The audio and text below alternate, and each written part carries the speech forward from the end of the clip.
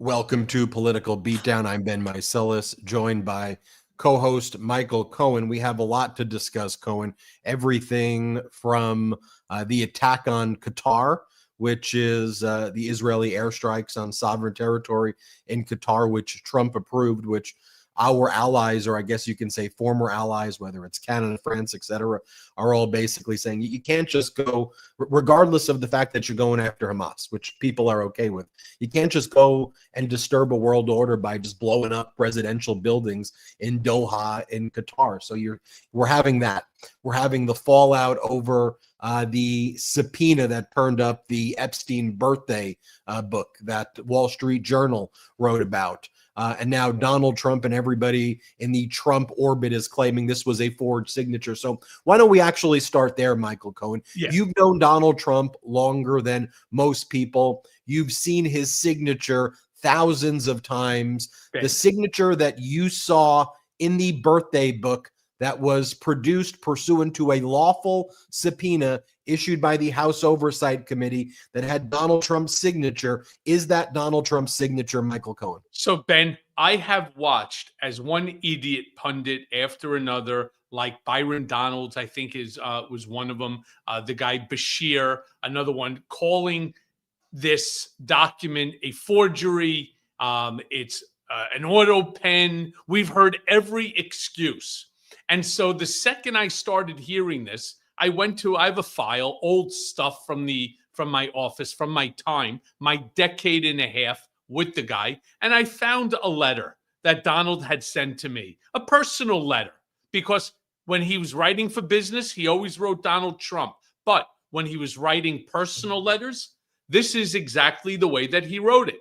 So as you see, it's on Donald John Trump stationery. It is dated September 6th of the year 2006. I wasn't even working at the Trump organization, as you see. Well, talk about grabbing a screenshot. All right. I was over at Phillips Nizer, and I had sent him a fruit basket. He had done a favor for me, and I bothered him, and I felt it was the right thing to do. This is what I got back. All right. This beautiful letter. You are my good friend, with Donald, and you could see the long drag on the back of the D. By the way, that's only one. I actually have a second one that I found as well. This is where, here you go. This is where he turned around. It was part of an email that he wrote back to me.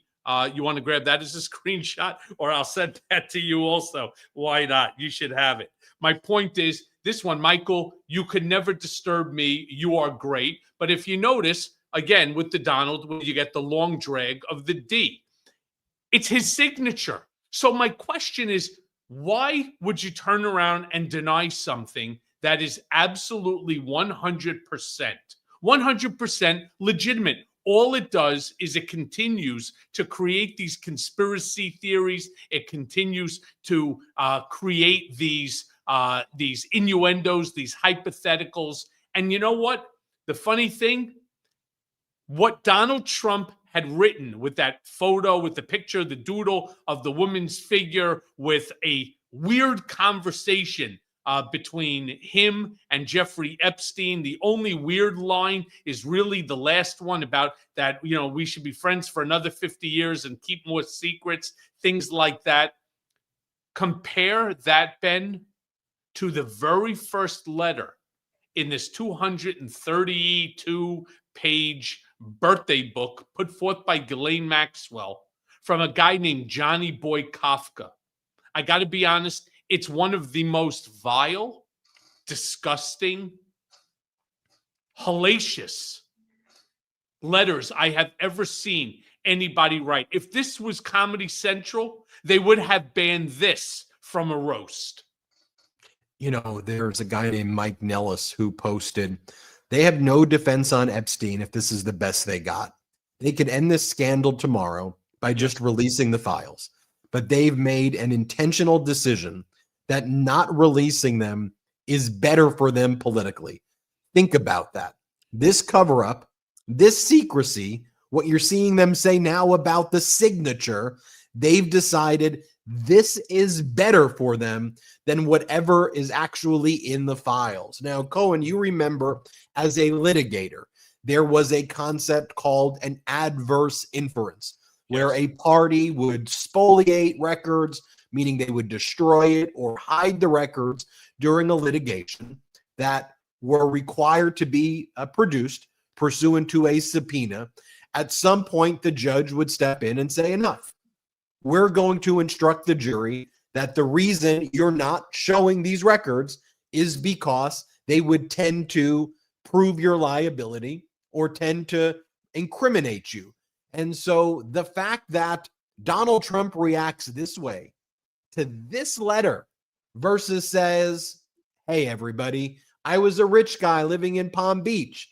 Epstein was a rich guy living in Palm Beach. Yeah, it was a bad thing that we knew each other, but ultimately everybody knew everybody in that area.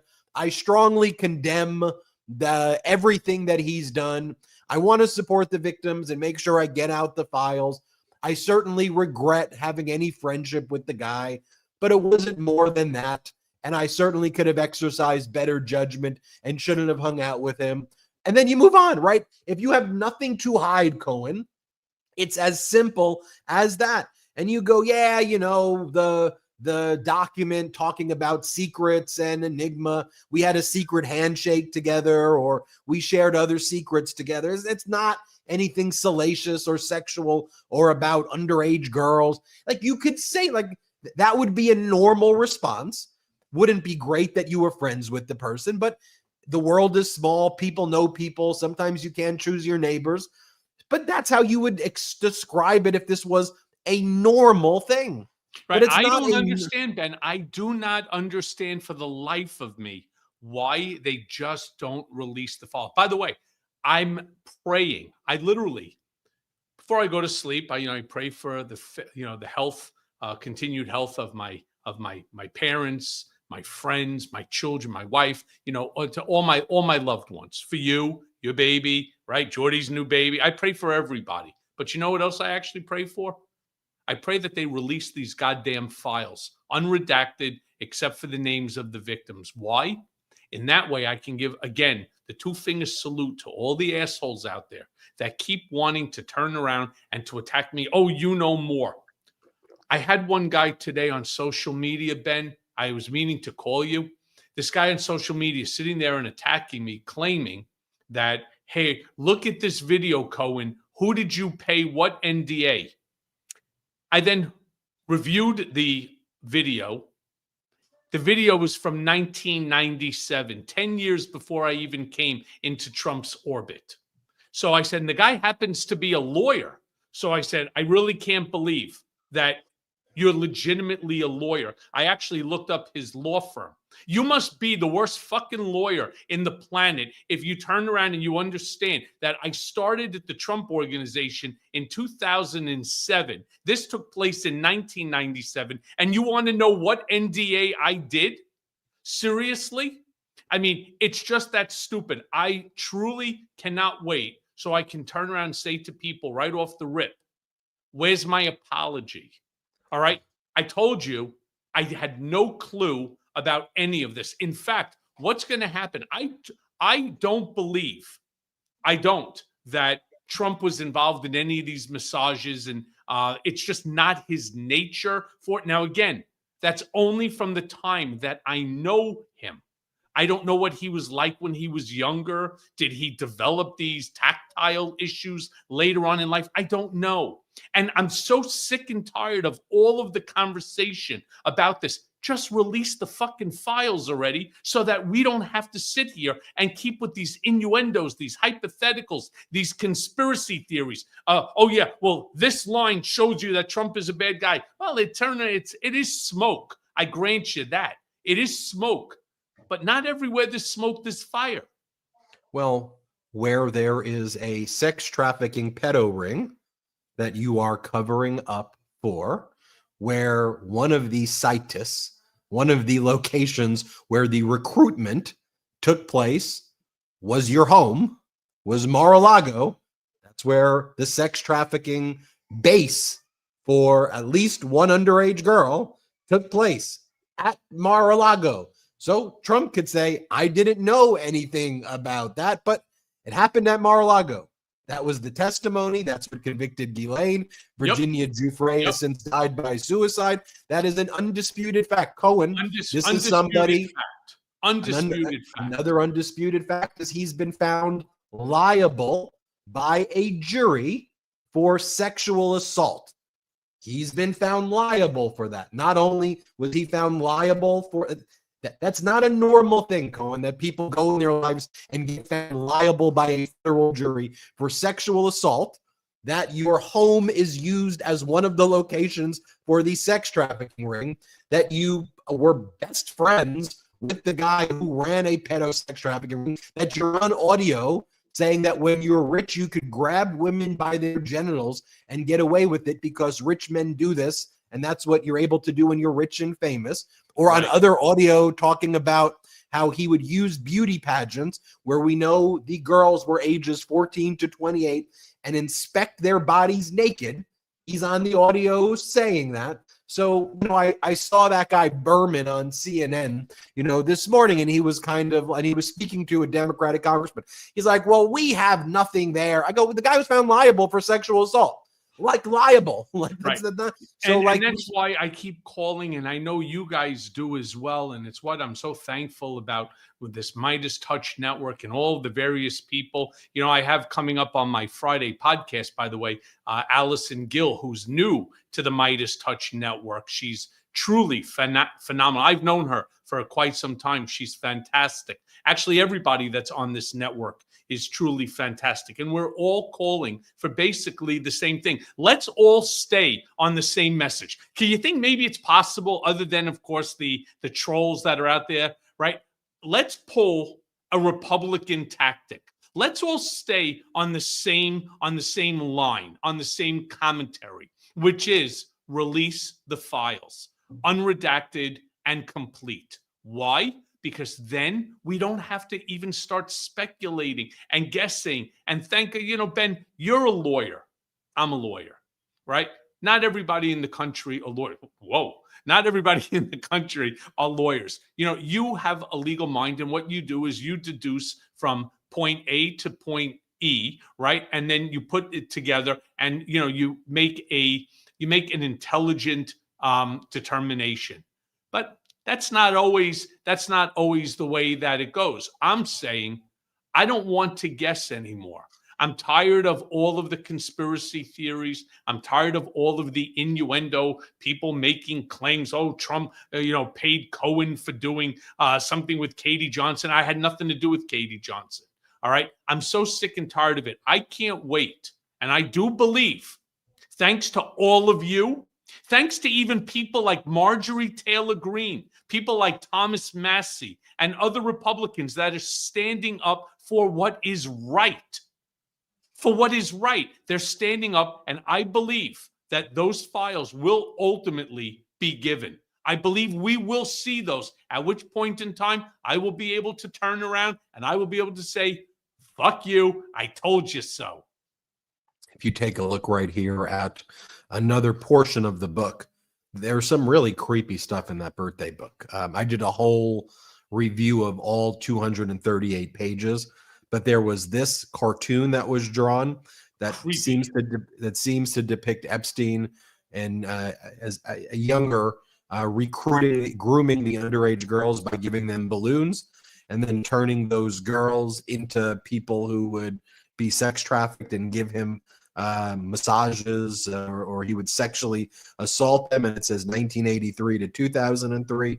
What a great country.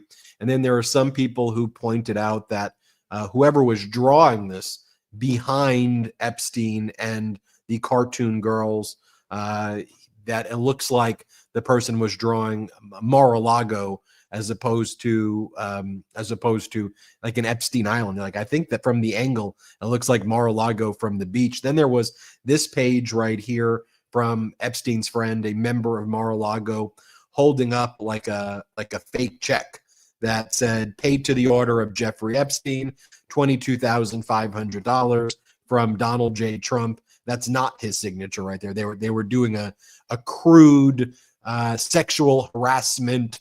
These sick people found this funny. and they said 22,500 paid by Trump to Epstein.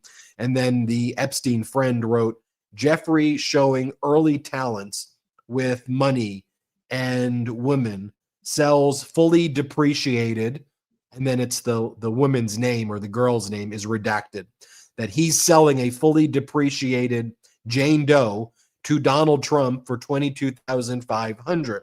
Showed early people skills too. Even though I handled the deal, I didn't get any of the money or the girl. So at Mar-a-Lago, this is how they were joking that Epstein was selling girls. And this is however you want to view it, fully depreciated, because that's how they think about women and girls, fully depreciated for $22,500 to Donald Trump.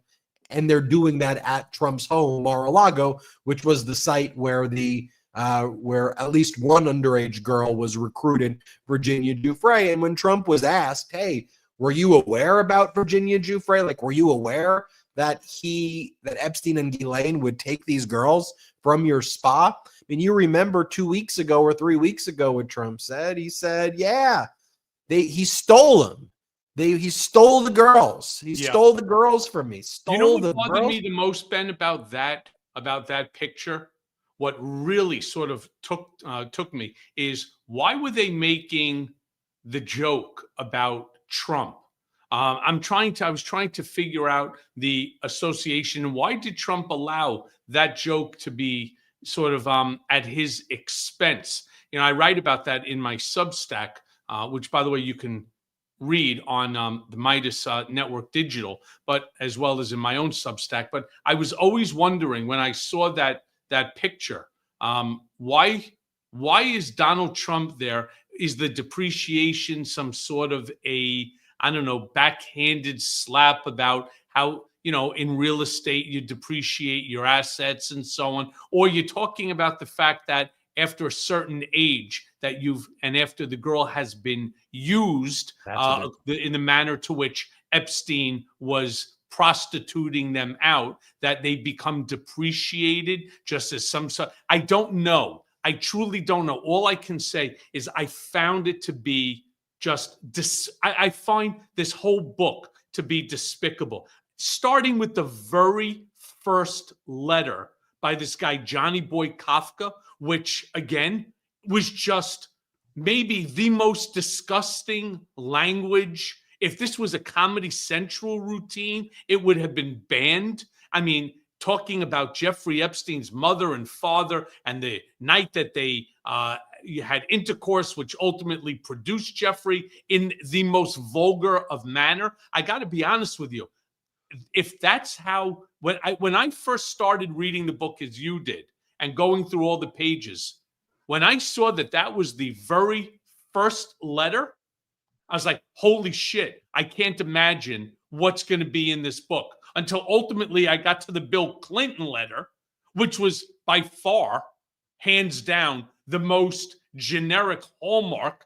Hey, dear Jeff, happy 50th birthday. Yours, Bill. I mean, talk about Bill Clinton, right? Having some good judgment there. I mean, there is, I guess, the operative word. The operative word is there. But it's an overall, Cohen, totality of course of dealing now, where, as I go back to the concept of adverse inference, to your point, to my point, to everybody's point, the push of releasing these files was utilized by Trump and MAGA to point fingers at their political enemies and say, you're in the book, you're in the book, you're in the book, as a political tool. Then they get into power promising to release it. And the steps they've made over and over again, from back in February with the little fake binder that they gave the MAGA influencers, and they said, this is it, to then Bondi saying it's on her desk and she's about to release it. But then before that, she kind of blamed SDNY. They fired the lead prosecutor out of SDNY on the Epstein and Ghislaine case. the way Trump sent his former criminal defense attorney, Todd Blanche, who, by the way, cross-examined you at the criminal trial and went after you at the criminal trial of Trump. And I think you really stood up to him perfectly there, for those who remember. But they sent that guy to do the exact opposite of what he did to you, to Ghislaine, to like rehabilitate her, to moving Ghislaine from the Tallahassee maximum security facility to the minimum security. And I go back to that post by that guy Nellis, who's like, they think that all of these things that they've done, from giving immunity to a convicted sex trafficker, moving her to minimum security facility, denying Trump's signature is Trump's signature, saying this is all a Democratic hoax, they think this is far better than what is actually in the contents of the files. Not to mention, you have MAGA Mike saying Donald Trump was the FBI informant. He's the hero. That one. He's the hero. And then you have Caroline Levitt saying, I can affirm he is not the informant. I do want to talk about that one. Let's take our first quick break of the show. A reminder, subscribe to our YouTube channel, but more importantly, subscribe to Michael Cohen's YouTube channel, The Michael Cohen Show. Subscribe to Mea Culpa, wherever you get your audio podcast. Subscribe to the Mea Culpa audio. Subscribe to patreon.com/political beatdown. Next week, we'll be holding our Patreon. Brett had a baby this week, so lots of family stuff that has me running around. So we'll do that next week. And subscribe to Michael Cohen Substack. Michael Cohen on Substack and Midas Touch on Substack. First quick break of the show. We'll be right back. Look, after everything that I've been through, I know a thing or two about needing a reset, whether it's in life, in politics, or in your health. Or we don't Sometimes have to go take a you quick just break. have to start fresh. And when I need that kind of reset, Prolon's 5-day fasting mimicking diet, it's my go-to. I've done it. I felt the difference. And you know what? It works. And look, summer's here. And sure, we all say that we're going to eat better. We're going to lose weight. We're going to hit the gym. But without a solid plan, all of that ends up in the land of broken promises. Prolon, it gives you structure backed by a serious science to help you get results that stick. So here's how. It's a plant-based, pre-packaged nutrition program. Soups, snacks, drinks, everything that you need for 5 days. It tricks your body into thinking it's fasting while it's actually being nourished. And the result? Fat loss, metabolic reset, cellular rejuvenation, and more energy without starving yourself.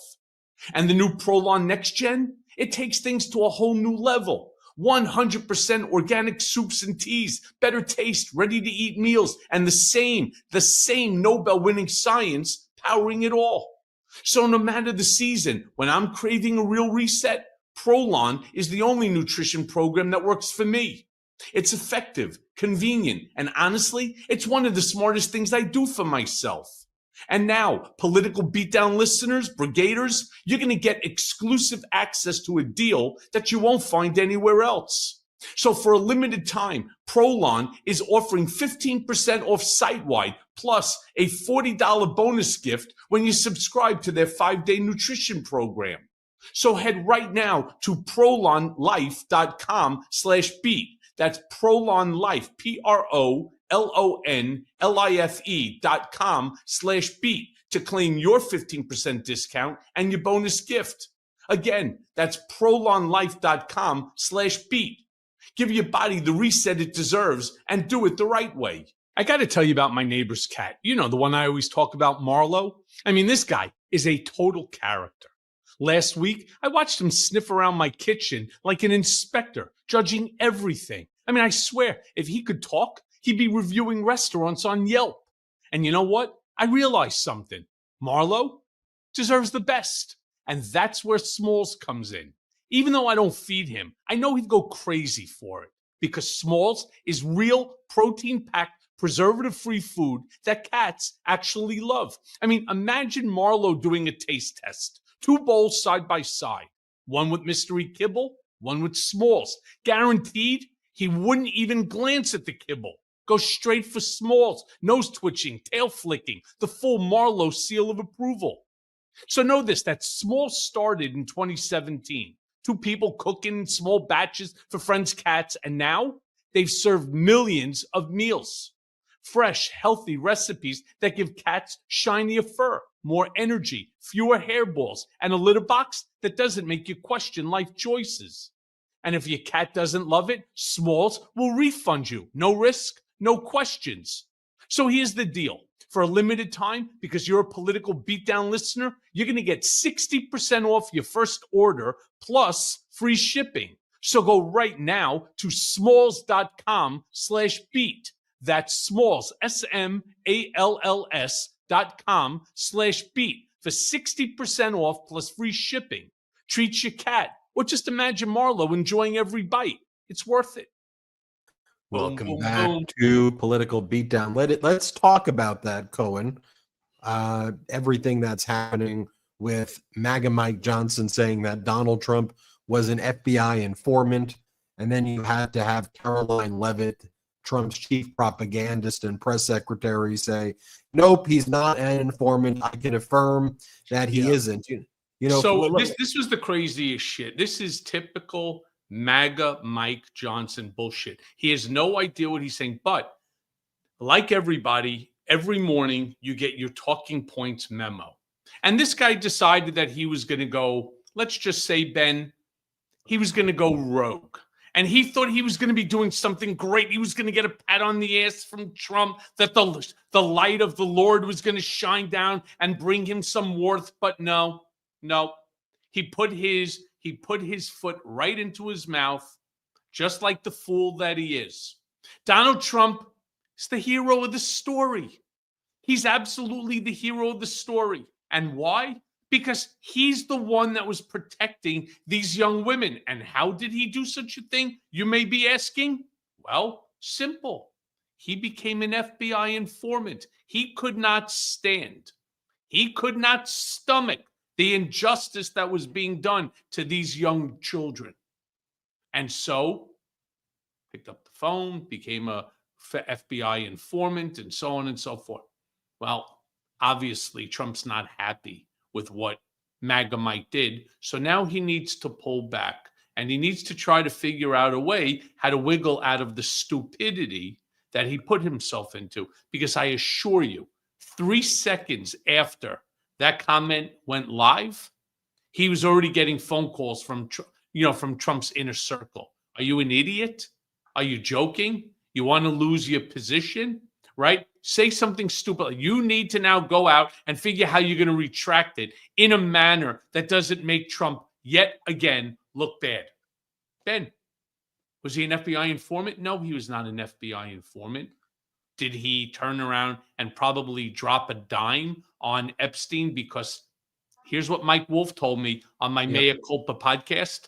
This was all over a real estate deal that Trump ended up buying a piece of real estate on South Ocean Drive that Epstein introduced Donald to. He wanted to buy it for himself. Trump somehow managed to, at the foreclosure, managed to purchase it and ended up purchasing it as opposed to Epstein. And that's what caused the fight. So Epstein starts bad-mouthing Trump to all of their mutual friends, which you have to, if you know Donald at all, that's not a good move. All right. And so he decided he was going to drop a dime, meaning he knew what was going on. Yeah. And the Wolf story now, which Wolf has been talking about for many, many years, really since 2018, 2019. Nope. Since he was on my podcast, Mea Culpa. Yeah. But it was a Russian fertilizer oligarch, a guy by the name of Dmitry Ryboloviev. He ended up purchasing that property 4 years later for a little more than $95 million. Trump paid 41.5 for it in 2004. Ryboloviev purchased it for, as you said, 95. Now, it's a big purchase, so obviously Donald Trump must have put in a ton of repairs, right? No, wrong. Basically, what we did is he did is paint it. Yeah, he painted it, but it wasn't. But you have to understand, Ryboloviev is a Russian oligarch, one of the richest men in Russia, who was buying it, believe it or not, for his 20-year-old daughter. I mean, again, this is what's called excess to an extreme. Rybolovlev never lived there. In fact, they didn't care about the house. They tore it down. Yep. As far as property is concerned, it's one of the most prime pieces of real estate on South Ocean, with over 150 feet of beachfront property. Do I think he overpaid? Sure. Did he care? No, because he has more money than he could ever think about spending in 100 lifetimes. Yeah. So Rybolovlev gets the property, and then within about 2 or 3 years, just demolishes the home that he paid 2x what Trump paid for it at the foreclosure sale from a guy by the name of Abe Gossman, I think was the seller whose home was going into foreclosure. Correct. Now, do you know who Abe Gossman bought the house from? No. Les Wexner, the same guy who gave Jeffrey Epstein the $60 million townhouse on 70th here in Manhattan for $1.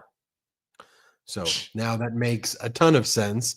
And then so Epstein was going to buy this thing that started this house that was Les Wexner's to Abe Gossman, and Epstein was going to buy it for $36.5 million, had it ready to go. The story that Wolf says is that Epstein asked Donald Trump for advice about the pool, and whether he said, "Can you come and take a look at this?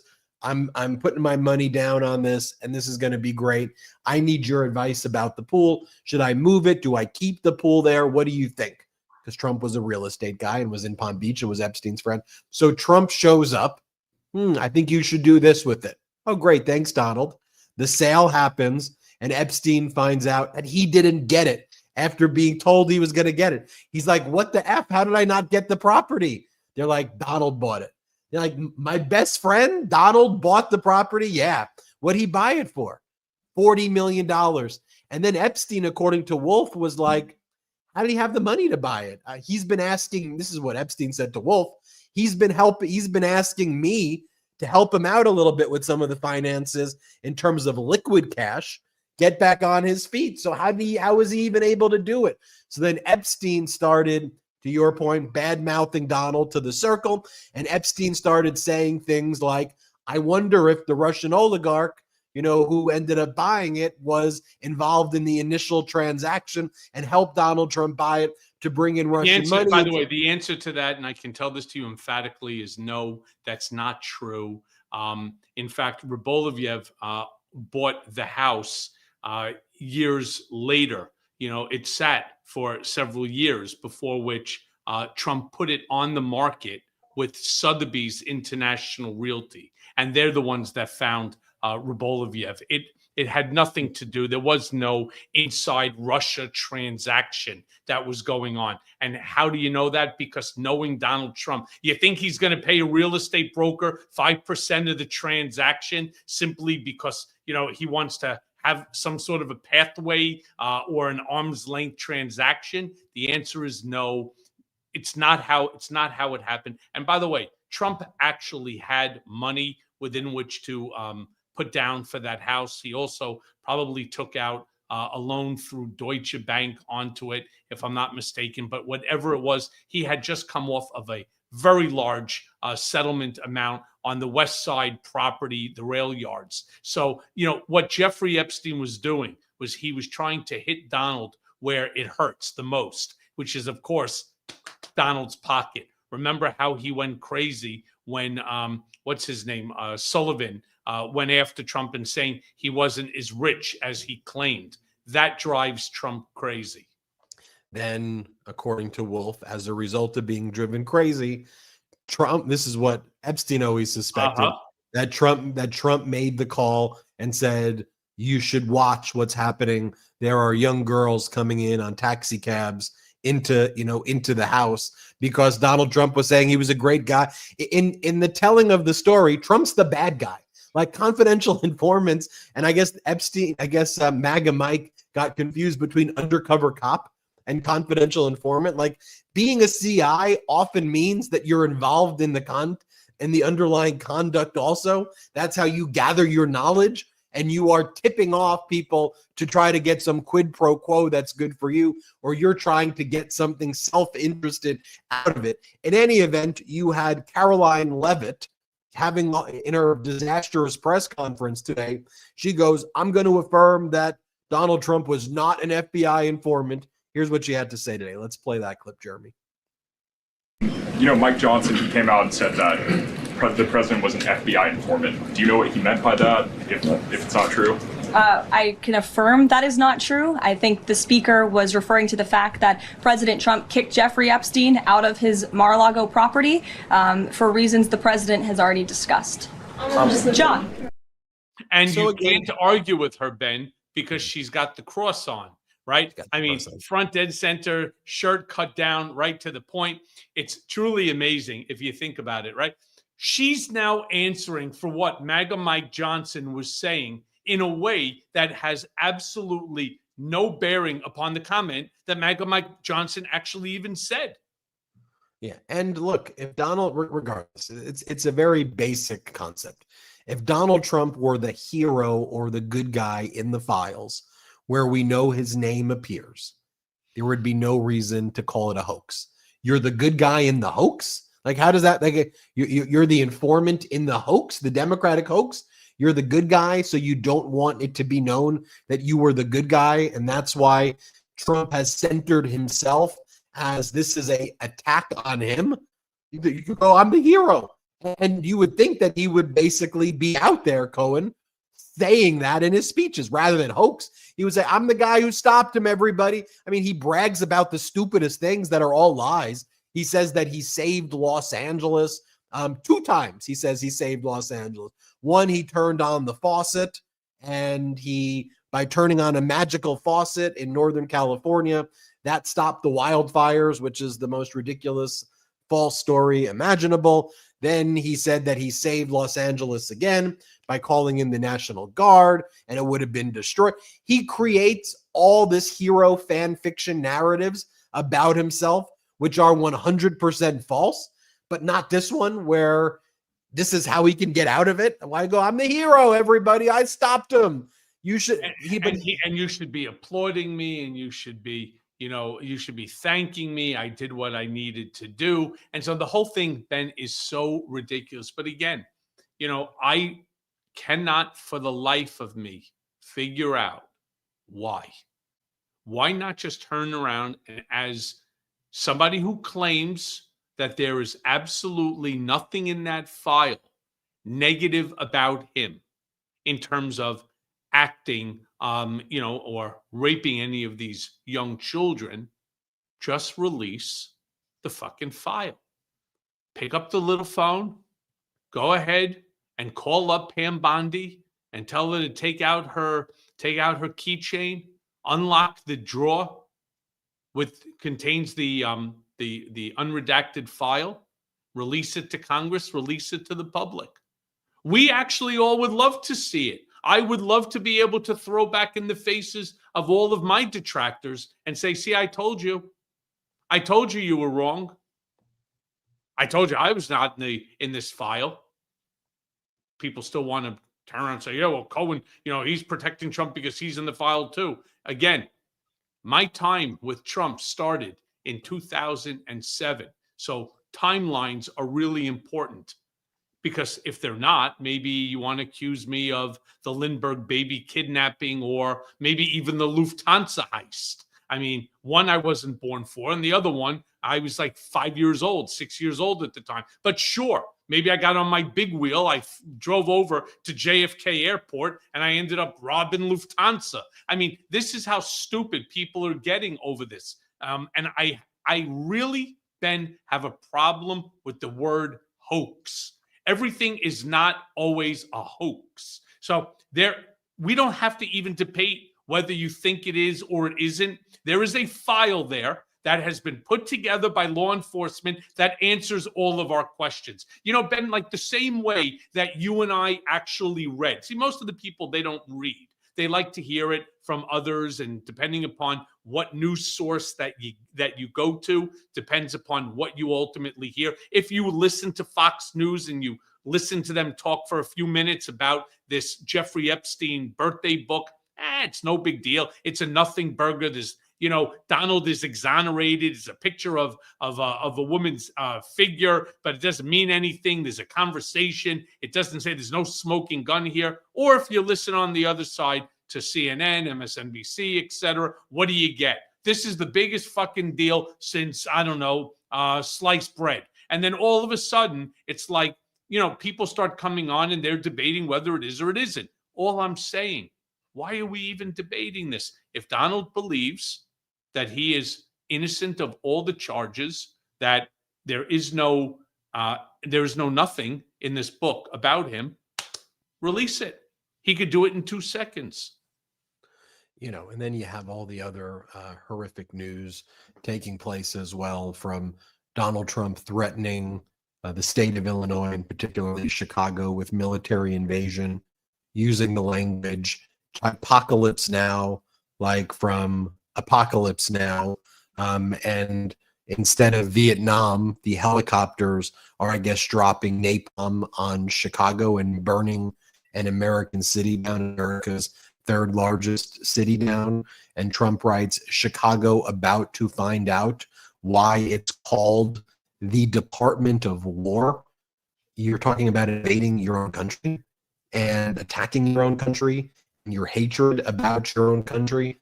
I mean, do you think that foreign leaders are out there like Mark Carney, who may have strong disagreements with the province like Alberta, or may have disagreements with prime ministers before him? Same thing whether you're talking with the Keir Starmer or a French president, Emmanuel Macron. I mean, think about how heated French politics are right now, as the government there just dissolved. There's a new prime minister. There's a lot going on. You don't hear world leaders saying, I'm going to attack my own cities, blaming your other prior leaders.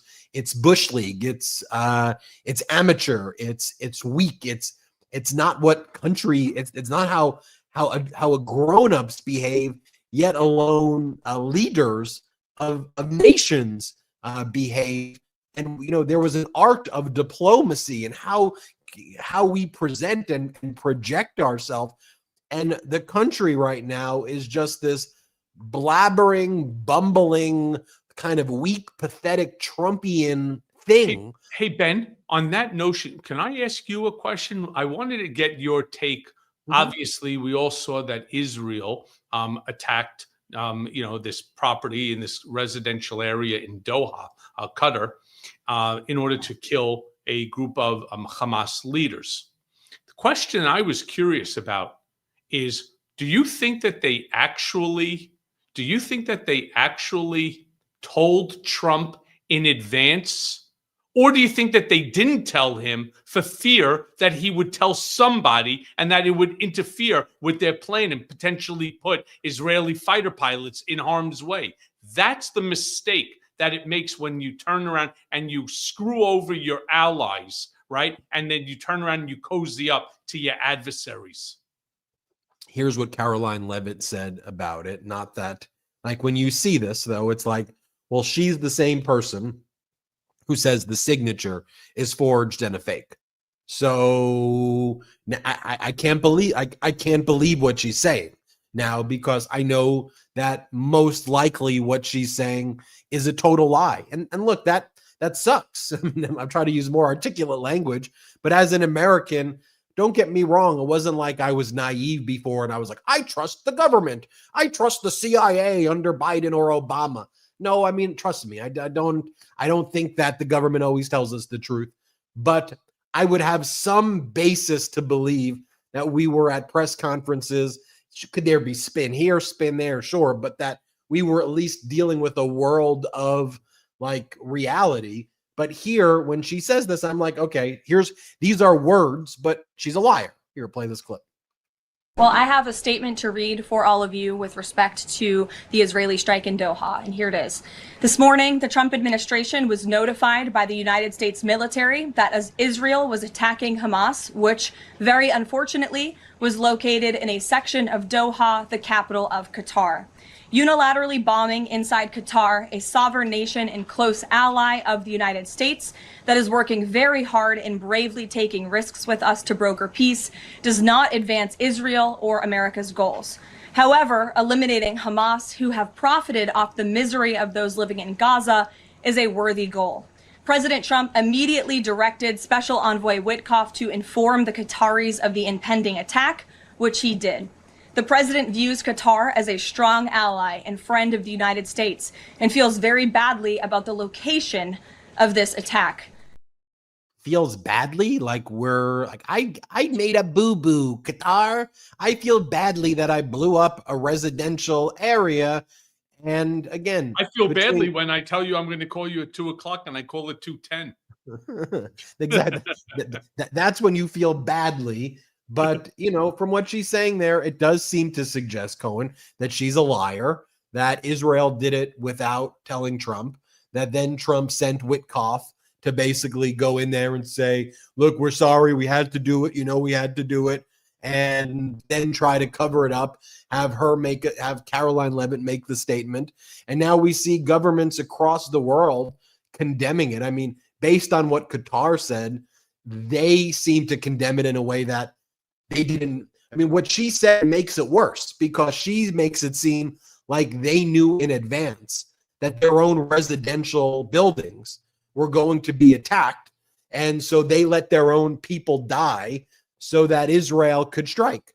So what she said there, arguably, if from a Qatari perspective, makes it worse for Qatar because it makes them feel complicit in the attack. I mean, Ben, imagine if you're Israel.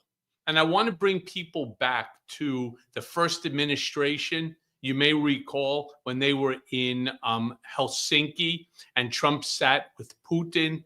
Israel had given Trump some plans regarding an invasion into Iran. Well, somehow or another, for whatever the reason may be, and not one that I could certainly figure out, but somehow those Israeli plans ended up in the hands of Vladimir Putin, who, of course, is in bed with Iran. And so basically, you took all of that intelligence that was gathered, all of the planning done by the Israeli Defense Force, and you basically wasted it and put them in harm's way. So if you were Israel, would you actually tell the guy who hurt you the first time? You know the old expression, Ben, fool me once, shame on you. Fool me twice, shame on me. I'm pretty sure that's how Netanyahu felt. Well, you know what we're going to do? We're going to call Donald right after the attack. We'll let them know. Yeah. No, let's take our last quick break of the show. We'll be right back. When we come back, Cohen will give the 2-finger salute. I think I know who he's going to give it to, but we'll see if I'm right. A reminder, subscribe to at the Michael Cohen Show YouTube channel. Subscribe to the Political Beatdown and Mea Culpa audio podcast. Subscribe to Michael Cohen Substack, Michael Cohen on Substack. Subscribe to Midas Touch on Substack. Let's take our last super quick break, super quick. Then we'll be back and you'll get that Cohen 2-finger salute. Amen. You ever try launching a podcast with zero experience? Well, let me tell you something. It's like being tossed into a cage match with a grizzly bear, blindfolded, wearing clown shoes. Because when I started Political Beatdown with Ben, I thought, come on, man, how hard can this be? Script writing, logos, production schedules, ad deals, and don't even get me started on the tech setup. I mean, I feel like I was decoding a damn matrix. Now, if only I had Shopify when I launched this beast. Shopify is the platform behind millions of businesses across the globe, responsible for a whopping 10%. You hear that? 10% of all e-commerce in the United States. And my friends, that's not hype. That's fact. From big names like Mattel and Gymshark to folks just getting their hustle off the ground, Shopify's got their back. I mean, you want a gorgeous online store? Shopify's got hundreds of sleek, ready-to-go templates that make you look like a design god. AI tools? Yeah, they've got those too. Writing your podcast descriptions, jazzing up your images, maybe even making you sound smarter than you are. I mean, not naming names. And you need a marketing squad? Shopify's built-in tools let you hit email, Instagram, TikTok, wherever your customers are scrolling or doom scrolling. And listen, Shopify handles it all. Inventory, returns, international shipping. I mean, they are the ride or die business partner that you never knew you needed. So if you got a big idea or even a little one and you're ready to turn that dream into a reality, head over to shopify.com/beat. That's shopify.com/beat to start your $1 per month trial today. That's Shopify, shopify.com/beat. Michael Cohen, great ad reads right there. Two-finger salute. Who you going to serve Is it there up to? anybody other than bullshit Barbie that deserves the two-finger salute? I mean, yeah, MAGA Mike Johnson, putz. You got Bashir, fucking jerk off. You end up with, what's his name, Byron Donald. I think you mean Burchett, not Burchett. Sorry about that. Burchett. I don't care what his name is, to be honest with you. And then you have the other guy, what's his name, Donalds, who's just another one, who's just an absolute loser and a half. But then you have bullshit Barbie stepping up there, right? She drops open the shirt, puts the cross around her neck to ensure that you believe. Now that she's got the cross on her neck, she's telling you the truth as it's one stupid lie after another, one obnoxious response to people, like when Maggie Haberman was asking her a legitimate, I know Maggie almost 30 years. She happens to be one of the she must be one of the best journalists that are out there. Comes from a whole family of journalists. And she really, really is just straightforward. No agenda. And all of a sudden, if you don't like the question that says, they start to attack. Well, you should have heard when this is absolute nonsense. These aren't press conferences anymore. They are performance of bullshit. And literally with the head cheerleader over there, bullshit Barbie, honestly, fuck you. I'm so tired of the media coverage on this thing. Why anybody shows up, I don't know. They should be here with us, Ben, on Political Beatdown. Well, Ben is frozen, so can you hear me? No, I was just muted. I was muted. So you take every single issue. You take tariffs, right? You have it lines up with exactly what they say, that the signature is forged. It's a forged signature. It's totally fake. All right, well, let's talk about tariffs, right? Everybody knows that tariffs are taxes on American companies passed on to consumers. Tariffs are taxes. It's literally the definition of a tariff. What does the Trump regime say? Nope, not true. The countries are eating them. What does it even mean? The countries are they're going to eat them? What are you talking about? Yep, the countries have eaten them. Okay. Well, we seem to be struggling. So what's happening? No, we're not struggling. The economists are wrong. There's zero inflation. Everything's going good. No, there's inflation, and the job reports number is really bad. One of the worst jobs reports in a generation. Yeah, that's the Bureau of Labor Statistics. They make up numbers. Like, there's nothing true. You can't trust those numbers. And the 2020 election was a hoax, they say. So if Donald Trump was in office because of the 2020 hoax and then Russia hoax, then we would have been actually in a golden age. So even the elections are not to be trusted anymore, but you just got to trust Donald Trump. But it's all good. It's all good because Donald Trump says that he's brought in $17 trillion from countries like Qatar and the UAE, which he just authorized Israel to attack. 17 trillion, which we've taken in 0 trillion.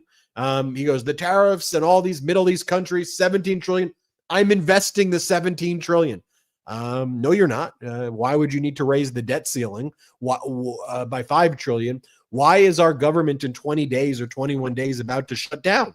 If you brought in 17 trillion, why are we worried about a government shutdown? I mean, just trust me. We're in a golden age. Golden, Golden. We're in a golden age, and that's where we're at. But, also we're struggling with energy. No, we're not struggling with energy.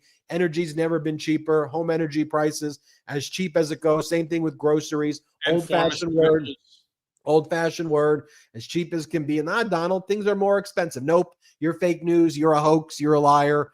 And energy's never been cheaper. And by the way, windmills don't work. Windmills aren't real energy. Wind energy is not real. Solar energy is not real, because if it's dark or if it's not windy, then it's destroyed. So there's no such thing as wind or solar energy. It's like, well, what about the concept of batteries? Batteries? What are we even talking about batteries? Like in the Hyundai plant that was making batteries in Georgia, where the South Korean workers were training American workers, that the Trump ICE invaded like they were invading Fallujah and shackled the South Koreans who were training American factory workers. And now that factory is in severe jeopardy. Well, no. Donald Trump says that they were here unlawfully. They weren't. They were here on work visas and they were training Americans. So so Cohen, my point is, you go through literally every issue. I mean, you go through health. Donald Trump. Did I tell you that we're saving now 1,500% on our pharmaceutical products? Donald Trump back in May, I remember the date very vividly because I was in New York for my birthday. So I think this post was somewhere between May 15th and May 19th. I'll go back and look. But Trump posts, most favored nations executive order being implemented. He said, from this day forward, our prescription drug prices in America across all pharmaceuticals will be the same price as the lowest price that a pharmaceutical company charges in another country at the lowest price. So if you take a company like Pfizer, I'm making that up, and if in Australia, Pfizer charges 50 cents for insulin, I'm making that up too, then under Donald Trump's most favored nation executive order, that means insulin in America, 50 cents. You go through every drug. If the price in India is $1, it's $1 in America. That Trump said this has been implemented. MFVN, most favored nation, MVN, or I'll get it right eventually. I did this last show too. MFN. But, an MFN provision. But that's false. It's just an abject lie. And then I turn on CNBC because I'm like, okay, well, what are they saying on the financial networks about all this stuff that I just shared? And you've got Joe Kernan, like a MAGA guy, who's not even talking about finances, who's there bringing on guests to talk about like Epstein and try to clear Donald Trump from Epstein wrongdoing. I'm like, this is CNBC. What are you talking about? And the problem is, Cohen and Brigaders, is, the 2 weeks, 3 weeks, 4 weeks, 1 week, give me 60 days. This is a perfect, it's almost parody, it's too perfect example of what Ponzi schemers do, right? Imagine you give your money to somebody and they're using your money for themselves, but then they have to find other marks along the way. So you go to them and you say, can I get my money back? What do they say to you? What did Bernie Madoff say to people? Give me 2 weeks. Give me 2 weeks. Give me 6 months.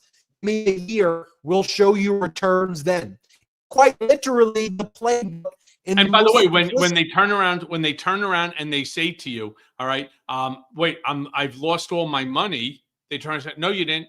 You made it. You say, but I'm looking at my statement from the bank. I lost my money. And then they turn around and they're like, no, you're just not reading it right. Because according to Trump's plan, something that I read to you before, and this is bullshit, Barbie sitting there up on the podium, well, I read to you a statement, and then therefore my statement is true. What you're seeing is wrong.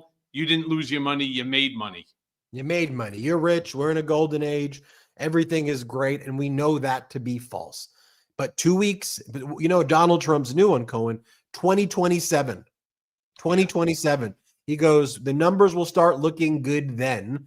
And why does he say 2027? I think he believes that likely, even with his schemes, Democrats, midterms, he'll blame it on the Democrats, Jerome Powell, and he'll say, I had the golden age. We had it. It was right there. It was right there. And then, we're so close to reaching the dream. Democrats, Democrats did it again. I mean, that's the plan. But Democrats need to be cognizant of that, because really for the past 4 years leading up to Trump, Democrats were the firefighters trying to clean up for the arsonist, what Trump did. And it seemed that Democrats were the arsonists and Trump was presenting himself as the firefighter when he created the issues. He added $8.5 trillion in debt. Nearly 30% of all debt was created by Trump during his first term. The way money was printed during PPP, the way supply chains were destroyed during COVID, the way he screwed farmers, his initial trade wars during his first term, that had to be cleaned up. So either a doctor, in this case Biden, or a firefighter, in this case Biden, you either solve it where you have to rip the Band-Aid off, put the stitches together, and that shit hurts. It hurts, but that's what responsible leaders do, while the MAGAs blamed everybody. You're the one causing our pain. And Biden did not do a good job at articulate because of his age, and he wanted to, build consensus and grow things and all of that. He did not do a good job saying, I'm trying to fix this thing. And he didn't do what Newsom's doing now and what we see other people doing now, which is you have to respond right away. Even to the batshit, you have to right away respond to the batshit crazy. Just like you do on Midas Touch Network, right away. If you don't flood the zone with the truth, the flooding the zone of the shit and the disinformation becomes people's perspective of the truth. So unfortunately or fortunately, that's the world we live in. Cohen, anything you want to say before we go? Ben, appreciate you. Appreciate Midas Touch Network. Congratulations on Allison Gill as now part of the family. Obviously, you have so many people. I did this great show the other day with Mike Popak, another absolute genius. You have Katie Fang, phenomenal Katie. Really, you have an all-star lineup now moving into Canada and other places. This is the place that you want to come to for facts, for truth, to get rid of the misinformation, disinformation, malinformation. Proud of you and so happy for the family as you guys continue to grow. Lots of love to you and the brothers. Yeah, I had my Spectrum guy over today too. I'm sorry about the... By the way, Spectrum sucks. I had the Wi-Fi guy show up. If anyone here in Spectrum is watching this, you're crushing me right now. If you make me have to go back and get an office instead of my home office where I could see my daughter Spectrum, I'm going to be very upset. So please try to fix this. Try to fix this. I want to see my daughter every day. All right. Thanks everybody for watching. Thanks, Beatdown Brigaders. Everybody, make sure you subscribe to Michael Cohen's Substack. Subscribe to Michael Cohen's podcast, Mea Culpa. Subscribe to his YouTube channel, The Michael Cohen Show. Subscribe to the Midas Touch Substack. Subscribe to our YouTube channel. Subscribe across the board. I wanted to do Patreon this week with everybody. I can't because of gonna go see Brett again soon. And because as we'd be talking to you, all of a sudden Ben would be like this. And what that and we great. Well, I have I'm doing a live tomorrow with Governor Newsom, and so this whole setup right here now, it's hard enough to do 12 videos a day and to program it the way, but then it's like my freaking Wi-Fi of all things that used to be good. I don't know what the hell happened. They claimed a squirrel ate my lines today, but I'm not buying it. Anyway, I'll give you my Spectrum. It happened, so it did. I'll give everybody my Spectrum rant another day. Thanks everybody so much for watching. We appreciate you. We're grateful for you, and we'll see you next time on Political Beatdown. Shout out Beatdown Brigaders and shout out Midas Mighty. Boom, boom to Spectrum.